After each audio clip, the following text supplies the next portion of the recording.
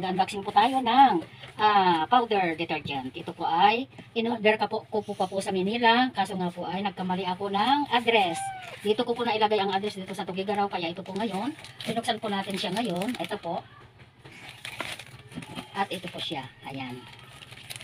Kaya ngayon po ay mag-aano po tayo. Gagawin na po natin yung detergent. Ayan.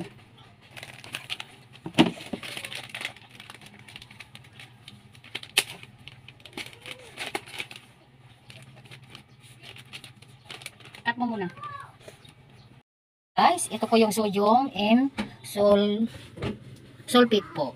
Ito po yung scents niya. Ariel scents. Aamoy po ng Ariel. At ito naman po yung 4-in-1 CPAS stain remover. Speakless bubble enhancer. Ayan. At ito rin po yung isang sangkap niya ay ang foam booster. At tabayanan po natin ang kanyang pagkakahalo nito. Ito na nga po guys. Unahin po natin ibuhos yung 5 kilong sodium and sulfate. Ayan.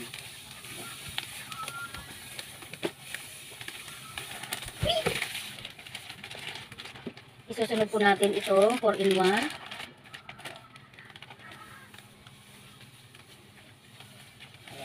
Netflix ko naman po siya. At ito po, itong kanyang Ariel scent. Ayan.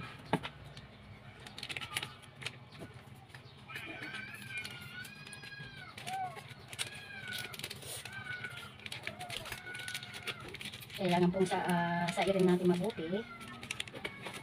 Para po. At isusunod po natin itong booster niya. Itong foam booster. Ayan po. Ayan.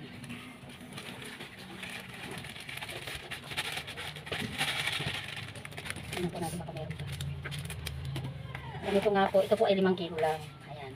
Pang use lang po kasi po kung ibebenta ko ito ay mahal. Masakit din po sa mata.